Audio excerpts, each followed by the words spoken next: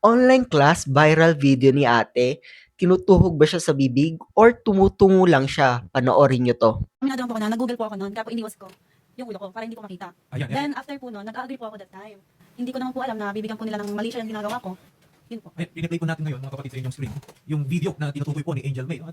Parang tumutugma naman, no? Nandun pa rin yung ulo niya sa may screen. Although yung part lang ng tenga. Opo, Ano po ginagawa? Tumakamo kayo? Opo, nag-a-agree po ako sa sinabi ng kaklase ko. Kasi tama po yung sagot niya based sa search ko. Okay. And kita And yes guys, yun yung RRL ng humor na ito, na kung saan ilalagay mo yung buong mukha mo sa gilid ng screen at maglalagay ka ng POV. Galing nga pala ito sa Rapid Tulfo Action. 25 minutes siya, and guys, i-explain ko na lang dito kung anong nangyari doon para hindi nyo na panoorin ng 25 minutes. So as of now, 1 million views na ito sa YouTube. And siya nga pala yung babaeng nasa video. And guys, kung papanoorin nyo tong video, malilito talaga kayo kung ano ba talaga yung reason niya kung bakit siya nagpatulpo. So, inireklamo niya tong kaklase niya na nagpakalat ng video. Ayon sa nagpakalat ng video, wala naman daw siyang intensyon na kung ano man sa pagpapakalat niya ng video na yon. Ito yung whole conversation nila sa Messenger.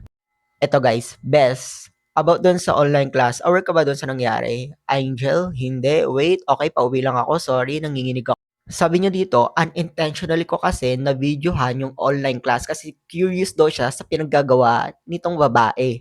Na kung saan tumutungo siya, gumagayang-gayan siya habang nag-online class. And sinabi niya pa, huwag ka magalit sa akin kasi unintentional lang talaga yon. Medyo weird din tong kachat niya eh. Tapos ito pa yung sinabi niya, wala akong naisip na masama dyan. Ang iniisip ko, baka nakita ng mga kaklase natin tapos kung ano isipin. Tapos sabi man dito, para akong nagbi-BJ. Tapos, para akong nagbi-BJ. Kaya nga iniisip ko baka ano isipin nila kaya ako nag-ask sa GC kung napansin kanila. Then, eto si Alex, sinend daw niya sa jowa niya tapos sinend sa IT. So in short guys, sa lahat ng naka-online class niyang kaklase, ito lang ata ang may video na yon. At siya rin ang dahilan kung bakit kumalat yung pag-BBJ or allegedly pag-BBJ ni ate during online class. And according nga dito sa kwento no, May 3 niya pa daw sinend yung video na yun sa kabilang GC. At May 5 niya lang sinabi dito sa babae na kung saan kumalat na yung video sa iba't ibang klaseng platform. And guys, nag-apologize naman na yung babae ng ilang beses.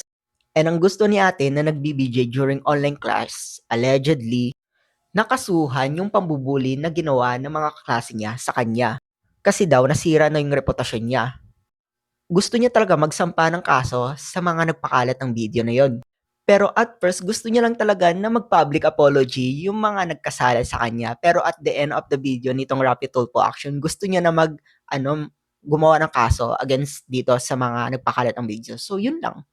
Follow for more trending topics.